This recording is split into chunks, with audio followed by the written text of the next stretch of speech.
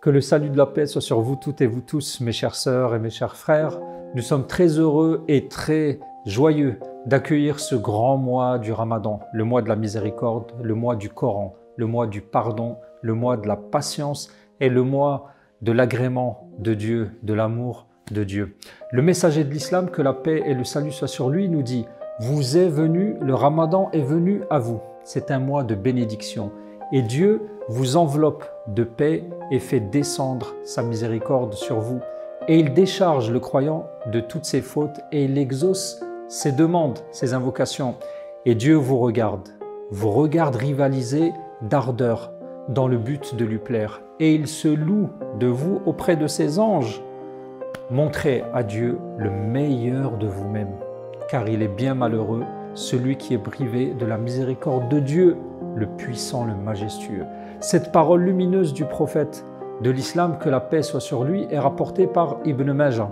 Et dans ces paroles lumineuses, le prophète sallallahu alayhi wa sallam nous montre vraiment les bienfaits et cette puissance du mois de Ramadan, qui est entremêlée de miséricorde, de bienveillance divine, d'ardeur, le fait de concourir vers le bien, de faire concurrence et compétition pour aller vers ce bien, toujours avec amour et avec cette recherche de la satisfaction divine.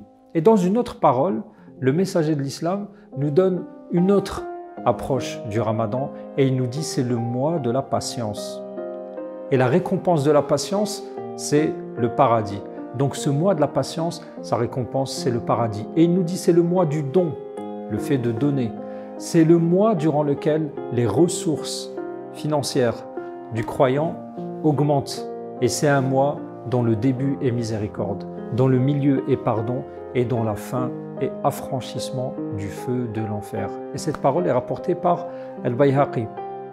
Ces deux paroles authentiques qui nous viennent de celui que Dieu a choisi pour transmettre à l'humanité ce message de libération, nous dit que celui qui jeûne, il nous demande de jeûner, parce que celui qui jeûne sera en bonne santé. Et il nous informe aussi que le jeûne est un bouclier contre le feu de l'enfer. Et ce mois de patience, dont la résultante est le paradis, nous devons, mes chers frères et mes chères sœurs, nous armer de motivation et renouer avec Dieu. Renouveler nos intentions cette première nuit. Le Ramadan commence. Qui ai-je envie d'être durant ce mois de Ramadan? Qui ai-je envie d'être à la fin du Ramadan? Comment est-ce que je veux recevoir cette offrande de Dieu? Comment est-ce que je veux être récompensé d'ici 30 jours? J'ai 30 jours inestimables, des jours et des nuits pleines de miséricorde, où Dieu nous ouvre ses portes, nous ouvre descend sur nous sa miséricorde et la paix sur nos cœurs. Mon frère, ma sœur, nous n'avons qu'une seule chose à faire, c'est de renouveler nos intentions, de les purifier pour que ce jeûne soit pour Dieu exclusivement. Et cette adoration ne peut être que pour Dieu, elle est entre nous et Dieu, de purifier nos cœurs, d'améliorer notre sincérité et d'être sûr, d'avoir cette certitude en Dieu que je ferai partie des bienheureux. À commencer d'aujourd'hui.